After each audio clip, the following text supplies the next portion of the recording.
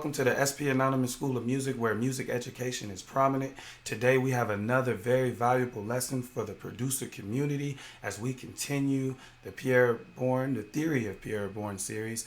As requested, as promised, we have Magnolia. We are covering the theory of Magnolia, and not just the theory of Magnolia, but we are connecting the dots between, within the series. In the first video, the start of the series, the Gummo, we're connecting the dots psychologically, as far as, from the composer standpoint, about, the mindset and isms and things that Pierre Bourne likes to do, things that we are noticing. Like I said, the theory of it, right? Going deep into the music, because when you use theory and when you know theory and you can apply it, it is more valuable because you can use it. You can take theory, right, and you can build on theory, obviously, right? That's what the evolution of, right? So therefore we teach theoretically, so that way it helps producers the most. This is what's going to help you guys. So all I want to do is help people, and I want to help people make better music. I sit out there and I say to people, well, what do I do next? And why am I not this and that? And I know what one of the main issues is this. And so I am, doing my part, making sure I'm, help to educate the producer community. So we do this for the SPAnonymous School of Music. I'm going to continue to advise producers out there, more producers rather, to come join the SPAnonymous School of Music with us so you can become trained, okay? So you don't have issues. There's no such thing as beat block, all right? There's no problems. There's no guessing. It doesn't take hours to make beat. It doesn't take any time and nothing like that. You don't have to think. There is no trust. The biggest issue is this beat block thing. There absolutely is no such thing. Come learn music theory. Come learn music composition, how to read and write music, how to play the keyboard, the proper fingerings and things like that. Come learn how to use instrumentation. That's extremely important. Compositional techniques, form, structure. All right. So learning how to interpret sheet music and things like that, texture. And the list goes on. So we have already had a plethora of tons of proof that, the training, every student that comes across it who's applied the training has gotten better, like in an astonishing manner, and the training is extremely valuable. And it's all based on just proper training, academic training, music theory, the European way of training as well, and some American, okay, and a lot of commercial things incorporated, but just the full music education. That's what it basically is, okay? And that's the whole reason why, something like this beat here that we're about to study, Magnolia, I made this in like 10 minutes, As soon as I hear the instrumental, I played it out on piano immediately. Every note, every chord, played it right back on piano, and then went right in here. And I know instrumentation, I know form, I know structure, and I went ahead and simulated this instrumental that quickly. So, but the point I'm making is not about, oh, look what I did. No, I'm saying that it's because of the theory, because of my knowledge, my base, my educational base in terms, my understanding of music. So I'm just urging you guys to come learn some of that, so you guys can have infinite powers in the studio and control the studio. So now to the lesson. Let's get right to it. You guys got to keep up with the series. This is the second video in the series, so if you haven't seen the first video, which was based on Gummo, very, very excellent composition, as is this one, you guys go back and check that out, okay? So Pierre Bourne, what did we learn from the last composition in Gummo? We learned that Pierre Bourne likes to build, well, he did, not maybe, so we can't really say what he likes to, right? We're looking at the second video from the series, so we'll see. Let's stay tuned. But as of now, the two of his biggest songs, his two biggest songs, Gummo and Magnolia, have a lot of similarities, okay? Starting with, first of all, the tempo. The tempo is very similar. This is in a high, like I said, he likes that 159, 160, 163, so the tempo is very similar. Also, he used harmony, vertical harmony in both compositions. So this one has vertical harmony as well. Not a lot of producers these days use vertical harmony. So meaning that they're playing a chord, it's vertical, all playing simultaneously, right? So, and rather than creating harmonies and things like that from single note melody lines, moving, and then they're connecting together as they move along horizontally. So there's a difference, So anyhow, he likes to, and why, do you start with the chords? The chords help you build establish the key, the tonal center. When you establish the tonal center, it lets you know what key you will be in, obviously, and then therefore that tells you what scale you will be using, and that takes care of everything in order for you to create your melodies and your harmonies. These things are extremely important to know these things. So anyhow, this piece, the Magnolia, was in the key of D major. It's composed in the key of D major by Pierre Bourne. Fairly excellent composition because it is modal. And you guys who have followed me before in the past, you guys know I've taught a lot about modal music. It's very interesting. It's what a lot of guys have been doing for years now. Knowing or not knowing doesn't matter. So the piece is in the key of D major, and there's a little small chord progression here, and it's really basic in terms of the number of chords. Just a couple chords. This is the one chord in the key of D major. It's a 1 major 7 chord. All right, so this is a D major 7. It's in second inversion. The reason why it's in second inversion, right? Because the fifth is in the bass. Real quick, let's go over the scale of D major so you know what you're doing. D major, you got your D, that's your root. Okay, your tonic, and then you got E. Okay, F sharp, the third, right? G sharp, the fourth.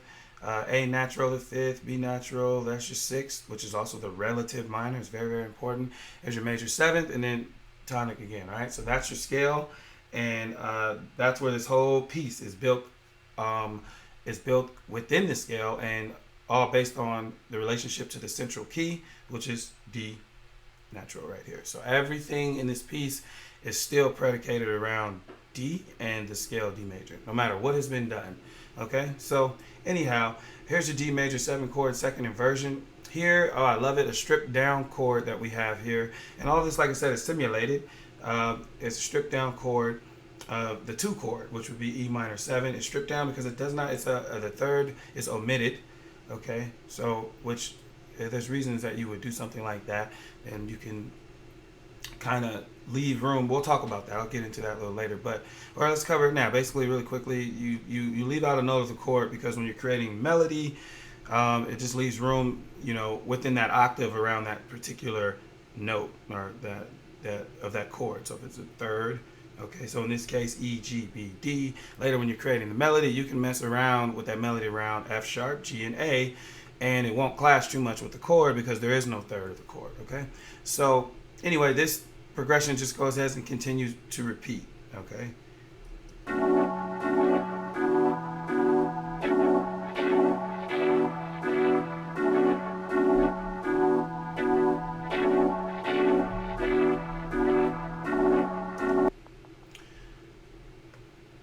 Okay, so here, and I created a lower texture under, like I said, it's many, Pierre Bourne likes to do a lot of layers and things like that. It was really good at that, great at blending sounds. Once again, it's instrumentation. It's very important to learn instrumentation. So he had a lot of layers in there. So we, like I said, we're trying to approximate these textures. So we have the lower texture in there. And here, some of the chord change was then revealed with the lower texture, because then, as you see in the other chords up there, it didn't have the lower texture here. This one here has the F sharp going to E.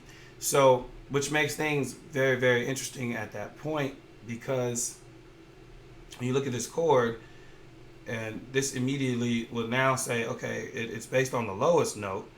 Okay, so B, and by the way, this one has a B in it as well. So this kind of changes the harmony a lot in a whole many different types of ways.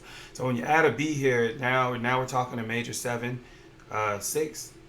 So, or major 7, 6. So it has a major 7 and a major 6 in it.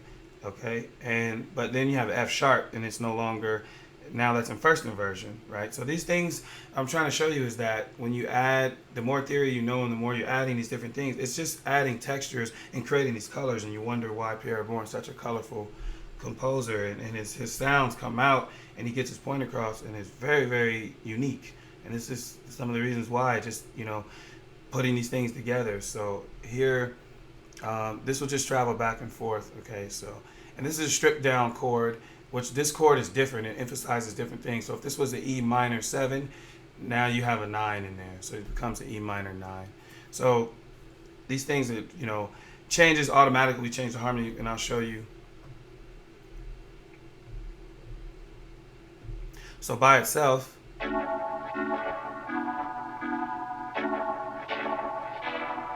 see that? So it's very beautiful. It's covering, you guys got to understand harmony. It's like orchestration, like, you know, like Beethoven, like this is covering a certain part, a certain texture, okay, a certain spectrum, okay, on the frequency spectrum, right? A certain area on the frequency spectrum. And so, and also, depending on the scale or the type of chords it is, that's where you're getting the color from. The theory of that, how you voice the chord, what notes of important, what's the top note, all of that matters. And so that's where you're getting your color from. So we have this high end covered. Then we want to cover some of the low end. Okay, and now I'm showing you guys advanced harmony. When you cover the low end, you can change the harmony, and that's what modal music allows you to do, because it's all only adhering to the central tone, which is D. And as long as it's, you know, cohesive within the key of D major, you can add all these extra tones. Now, take a listen.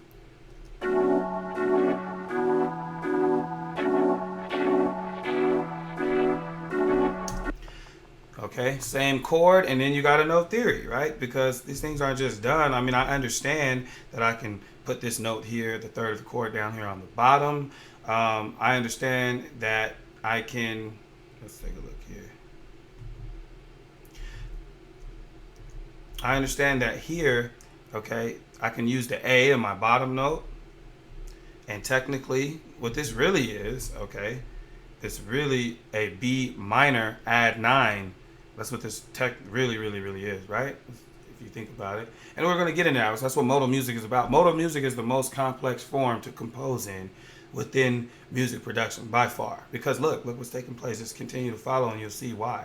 Why it's very complex to do this, okay? Because you're going to create all these different colors and things like that. So here with the F sharp, now we're basically really looking at a B minor add 9. Now you got two chords blended together, right? A B minor add 9 and a D major 7. Now if you know theory, okay, you know that's practically the same chord. All right, it's pretty much the same chord. So it's all good. Anyhow, the next chord here, the E minor, now you have the B and the D. The B and the D, this is still just playing a B minor. All right, so this whole time stays B minor with the 11 in the bass. This is extreme advanced harmony, just all over it now at that point. So anyway, that's what the theory behind that is.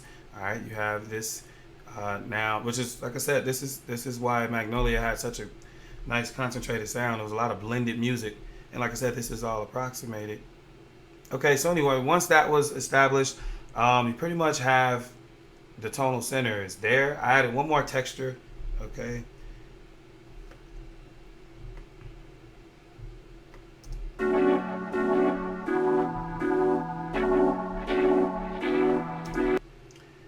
And look at this, once again, advanced harmony. This is what you can do in modal music. I'm putting all kind of different chords, all for one chord, right? There is no chord. It's modal music.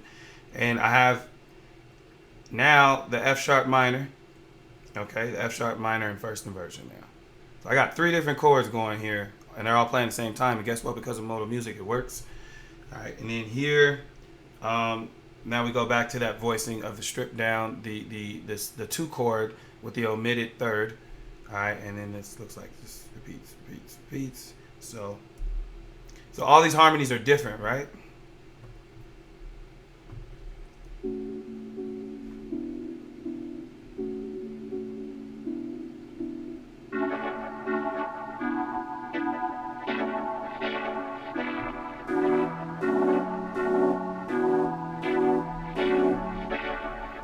All right, so like I said, piece. That's it. You got your tonal center. You know what key you're in. You're in the key of D major. And you know you're kind of going modal right now. There's no chord progression. It's beautiful. All the music's blending in the air. I mean, pretty much done here. And it's just easy to build in this type of way. And I told you guys, now you want to establish the rhythm. So we get the rhythm going. You just throw your clap in there. Followed by the hi-hat. And 808.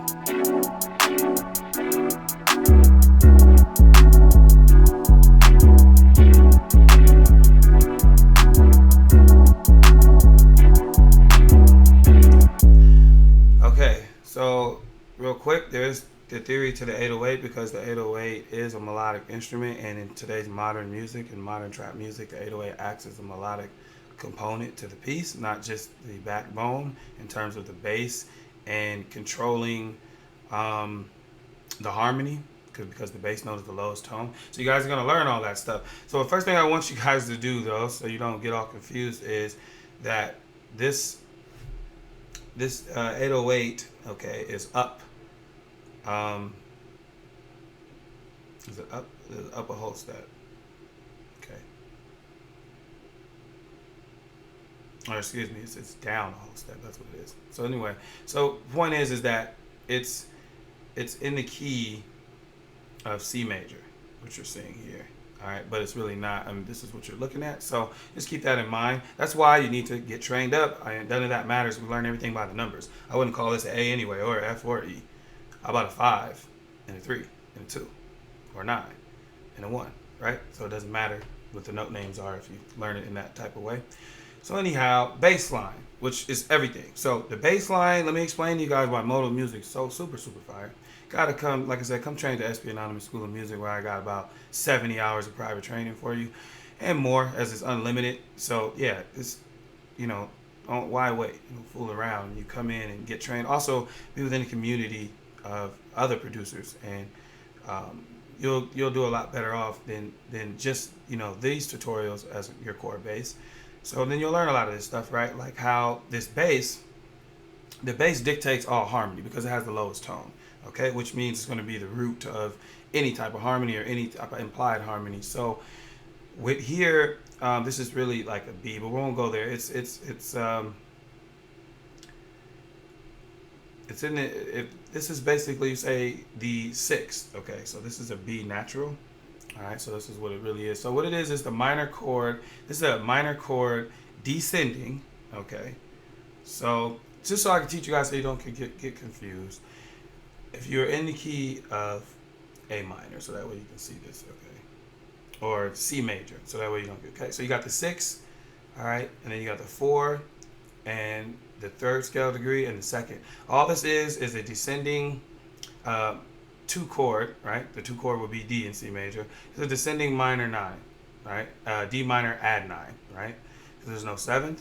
So here's the 5th of the chord, the 3rd, the 9, and then the root. Okay, so that's all this bass line is doing. So now let's shift back over to our actual key. Okay, we're in the key of D major, and what we just found out is that Pierre Bourne's bass line is built off of the 2 chord.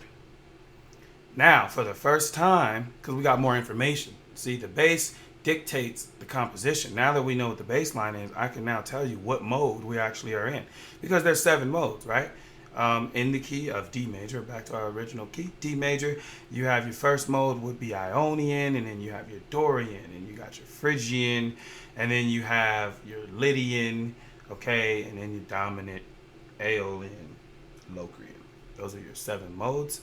And so we now know, since we just learned, because the bass line's now here, the bass line outlines the chord based on the 2nd mode. Okay, so therefore we can say that we're in the Dorian mode, which is beautiful because, like I said, Pierre Bourne doing some really, really nice things here, whether he's aware of it or not, doesn't matter. He chose to do these things, with his ear, which, makes him a genius in that way. So what's taking place here is, the reason why this is also really, really nice is because normally in the modal music, it's usually based on Aeolian, and then they'll go like a lot to Phrygian. But very, very seldom have I come across compositions in today's modern music that are based on the Dorian mode. So shout out to Pierre Bourne on that. It's really, really nice. So because this is outlining the 2 chord, right, with an add 9. All right, so that's all the bass line is doing, and it's descending. You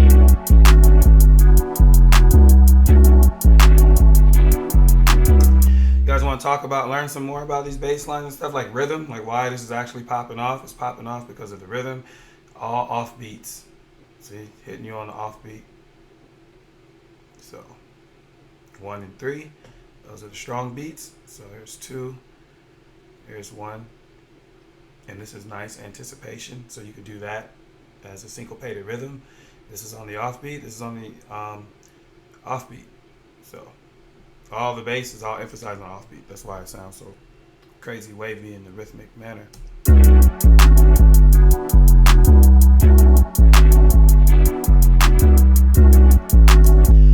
So I mean, at that point, as you can see, Pierre's like, yo, this thing's, I want to come outside. This shit popping. I'll be outside in a minute because it's pretty much about to be over. So you throw these kicks in there. It's really nice to know. So what you'll notice, Pierre Bourne likes to use he likes to use a clap a lot in his texture. So we have the clap again. Also, the hi-hat patterns are simplistic, and this one is just straight through. All right, so that's important to know, to keep in mind. These new wavy styles. And the kick is pretty much the same kick pattern from Gummo. So he likes to use this style. It's his style. The theory of Pierre Bourne.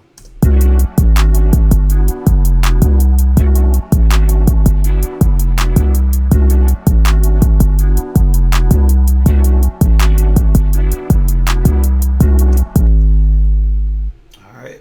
So there's your kick. So once at this point now, I explained to you guys how music composition works. So it's like coloring, all right? Now, we're gonna say, hey, can you color me a beautiful picture outside? And the kid would say, okay, I'm gonna color the grass, and I'm gonna do the sun, and then I'm gonna make some clouds, right? Isn't that what they do? Like the cloud, and I'm gonna put a tree over there. Once all of that was done, the picture is pretty much done, and now the child's just doing, oh, that's my mommy, I'm gonna draw me, I'm gonna draw this and that. And they just start decorating, filling in the whole thing. But they always started with the core, right? And that's like what creating a tonal center is like. So with the tonal center created, all the rest is coloring, let's embellishing, adding to it, okay? So enhancing, complementing, supplementing, okay? So that's really all it is. Now let's do that. So how is it gonna do this? Well, how about, I think before you put a lead melody in, I don't see how you'd put this before the lead melody. So there's some undertones here with a flute melody that I caught. And so and this could have been composed or it could be, but I believe from the way it sounds, it was composed. Either way it goes, there's this undertone flute-like melody inside the composition that goes like this.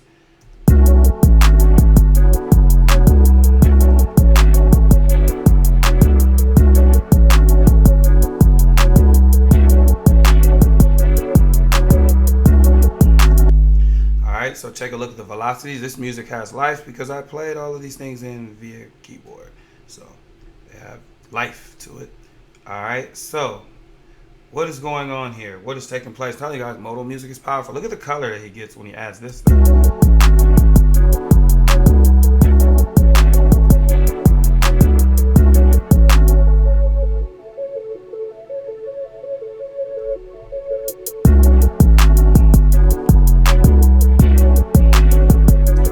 Again, so this is approximated, but it's there. These colors are there, and these notes, these tones, these vibes. What is taking place here? This is all about arpeggio. You guys always know how you guys are composing and you're using your VSTs and your own ARP and ARP and ARP. Oh, ARP. You gotta learn what ARP is. You should make your own ARPs, by the way. This is an ARP right here. So ARP just means arpeggio, right? You're arpeggiating a chord. Usually you're, some type of pattern outlining a chord. All right. It's a musical pattern outlining a chord. And so because this is modal music and there's no chord changes, you have room to play around with the color. All right. And so here, this is just simple. This is, by the way, really quick, before we go into this color, because this does matter, because the bass line, all right, was now B, G, F, E, which, like I said, the outlining is descending minor add 9 chord. Now we can really fully say what this is. This becomes more or less, it's still all modal, but for a second, right? Because the B hits here, it will make a minor 9 now. So it's beautiful stuff. That's why, if you guys know, when people first heard Magnolia, they're like, oh, this is so colorful. Of course it's colorful. I mean, using all of these wonderful techniques and things, and I've taught a lot of these techniques, for over a year and a half ago. A lot of the stuff, this information, has been on the web. I put it out there. So, about color and the nines and just how to, get these types of sounds out. So I put this information out there a long, long time ago. So if you guys continue to follow me, if you haven't known, because I'm back again as requested to continue to service the producer community. And this time we're taking it up to a higher level. I'm doing more for you guys. I'm taking my time out of my, beautiful life to, educate you guys because I do care and it's all genuine. So anyhow, Yeah, and then what else? And then look, now it makes perfect sense that when the second chord changes, it's an E minor because guess what? He's revealed through the bass line. The bass reveals everything, people. The bass has revealed the true tonal center, which is E Dorian. All right, and then finally there's the E chord here, which will go perfectly with that E minor add 9 bass line. All right, so let's see. Now we can get into this because I wanted to make sure you understood the true harmony now that the bass was added before we got into this. So now this is just an arpeggio, okay, and it's very, very colorful, very beautiful. This arpeggio outlines the 5 chord, but kind of, right? Because I want you guys to ignore these first 3 Fs here was just there's some texture stuff there, but the arpeggio lies here, okay? So here's just the 5 chord is arpeggiated here, okay? Just starting to descend from the 5th, all right? 5 chord, right? In the key of D, right? D, E, F, 2, F sharp 3, G 4, A 5, A chord. The 5 chord in all major scales is major. A major. A major is built based on a root, a major third, and a perfect fifth. Here's your root. This is a major third. Here's a perfect fifth from the root of that chord. That's what's the A major. And it's descending, right? It's coming down. It's arpeggio because it's outlining the chord. All right. So this is the arpeggio. And what this is unique because later then in the second measure, it's revealed that the arpeggio is really, really, this is superimposed at this point. This is really a superimposed F sharp minor 7 chord. Okay, superimposed because as you see, then it gets revealed that it's F sharp minor 7 chord. And so now, really quick, so you guys can process all of this. We're now talking about a D major 7 chord, a F sharp minor chord. Now F sharp minor 7 chord, E minor 7 with the omitted third. Okay, so it kind of acts as a suspension chord when you consider a lot of these other tones. So we can now establish that as a suspension chord. But then when you talk about the bass, which rules all, it then makes it a minor because that G finally does show up in the bass where it's most prevalent because that'll establish the tonal center and dictate the harmony. So anyway, now I've just basically just pointed out to you, like, see what modal music does. You got all these chords blended. Look, if you guys want to learn more, go watch this tutorial I did, a Metro Boomin one. Metro Boomin, I think I only got one Metro Boomin out right now, but it has like 134,000 views. That particular tutorial, go watch that. It's the same concept about this modality. All right, and so that's what you got.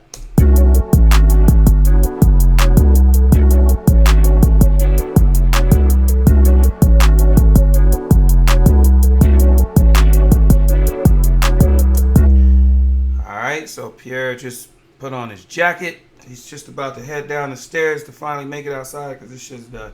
So finally, Flute Melody, as we all know, which I just see would be the last thing you would just slap on top just to put the cherry on top. Beautiful, beautiful Flute Melody. More colors, here. This is beautiful. Starts off on the E, which now turns that first chord to a B minor 11. This is actually a masterpiece, fellas. I think all Pierre Bourne stuff is great, but I'm going to go ahead, since I'm covering this and I'm the music theory master and I know exactly what's going on here, I'm going to say that this composition is far more impressive, theoretically, than Gummo. And I would know this because I'm analyzing, I know what's going on here. So yeah, shout out to Pierre Bourne. This is really, really complex. And it really, really is crazy. I just wonder because like a lot of this stuff, I was touching upon this stuff, so it's a really, really good composition here. But anyway, yeah, because color, he's got the 11 here, nice color, and when the E minor, look at that, you got the 13 in there. Oh wow, just can't beat that kind of stuff. Really, really nice chords, nice harmony, and this is just gonna keep repeating. All right, the only thing is like, ba-da-da-bum. So you got the major third movement, and then he'll just have the whole step movement here. And that was his way of phrasing. So the phrasing changed, a slight variation.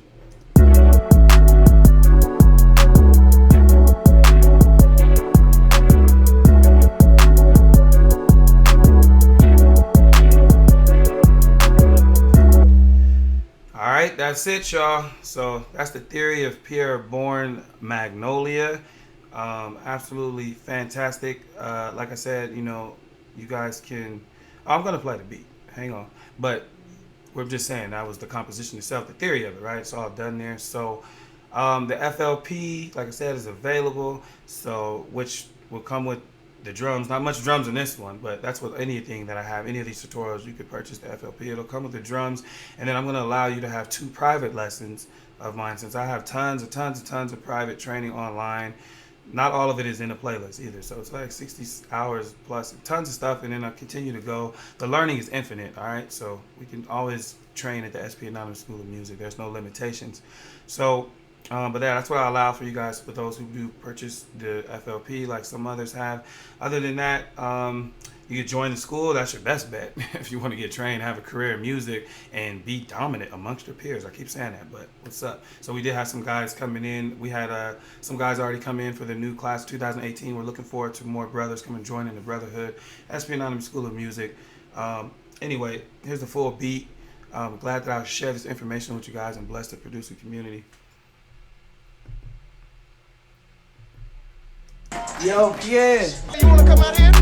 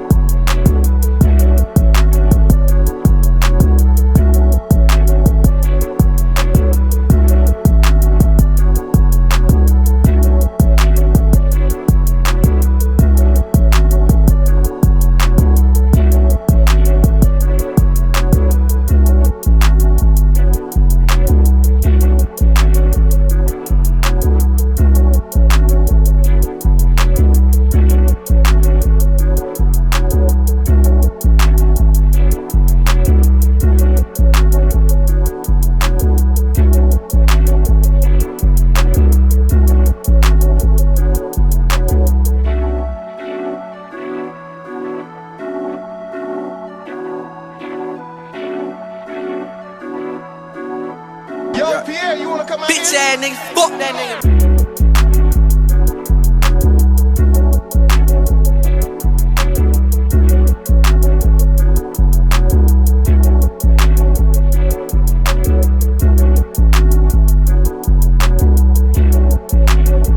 Yo, Pierre.